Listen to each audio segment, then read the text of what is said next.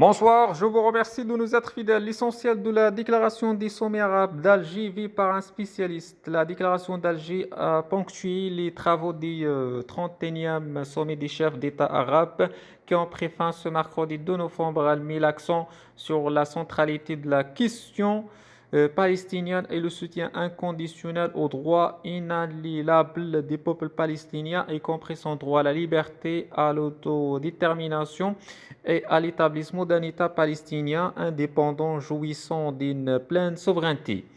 Elle insiste sur l'importance de poursuivre les efforts pour protéger la ville d'Al-Quds, occuper ses sacralités, à la défendre face aux tentatives inacceptables et condamnables d'occupation visant à altérer sa composition démographique, son identité arabo-islamique et son statut historique et juridique, saluant en ce sens le rôle des comités Al-Quds et de l'agence Beit el-Mal Al-Quds dans la défense de la ville sainte et le soutien à la résistance de ses habitants.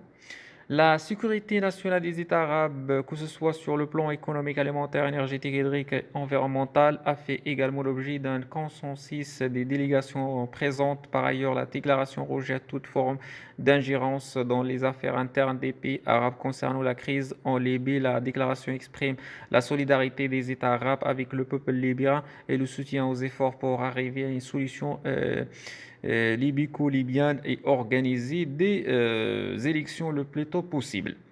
Le sommet arabe a clairement souligné l'importance de l'accord libyen signé en 2015 à Sreerat en tant que cadre général pour la résolution politique de la crise libyenne, ainsi que celle de la réunion des présidents de la Chambre des représentants libyenne et le président du Haut Conseil d'État libyen pour trouver une issue à l'impasse constitutionnelle et impulser une nouvelle dynamique au dialogue politique inter-libyen.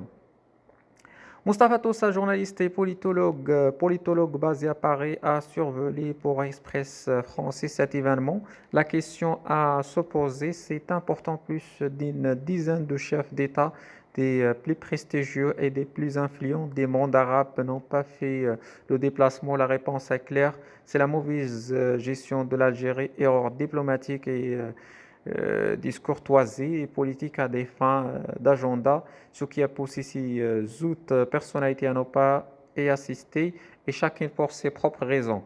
Mustafa Toussa s'est félicité de la présence d'invités de marque comme le SG de l'ONU Antonio Guterres et le président de l'Union africaine et président des Sénégal Macky Sall, mais il a déploré que notre organisation régionale, l'Union arabe en l'occurrence, n'ait pas été représentée à ce sommet par son secrétaire général Tayeb Bakouche, ce qui reflète la désorganisation pleine et parfaite de ce sommet arabe. Puis notre interlocuteur passe à la question palestinienne dont l'Algérie se veut être sous le défendresse. Pour en revenir à l'histoire des sommets arabes, la Palestine a toujours été la cause principale de ces réunions, a toujours été en tête des questions à l'ordre du jour. Pour le politologue spécialiste des Maghreb et des mondes arabes, il n'y aura eu de nouveau lors de ce sommet la déclaration d'Alger concernant la Palestine. Donc se réfère à l'initiative saoudienne des sommets de Beyrouth, mais sur le lexique diplomatique et politique, il n'y a rien et de nouveau comparativement aux autres sommets qui ont traité ce sujet. De ce sommet d'Alger poursuivra-t-il ce à quoi l'on peut s'attendre, c'est à des diagnostics clairs, voire sévères quant à ce que le monde arabe traverse actuellement.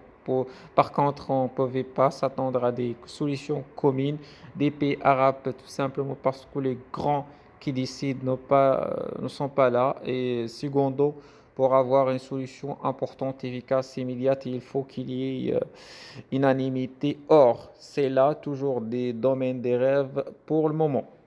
Et Mustafa Toussa détaillé c'est dire en effet chaque pays vient avec son propre agenda pour défendre ses intérêts. Si l'on prend par exemple la question de l'eau, comment voulez-vous qu'il y ait consensus entre l'Égypte et l'Algérie quand chaque de son côté, le président égyptien Abdel Fattah al-Sisi, l'un des deux seuls chefs d'État influents à être présenté à Alger avec le cheikh Tamim Ben Hamad al-Thani du Qatar, mène un bras de fer vital avec l'Éthiopie, barrage de la Renaissance au Nahda. Alger, ce n'est pas un secret, défend le projet éthiopien en appuyant Addis Abeba et surtout en militant contre les intérêts égyptiens, mais ce n'est pas malheureusement pas le seul exemple de discorde mais le monde arabe. C'est pour cela qu'il n'y a pas eu de résultats concrets ou historiques ou d'accélération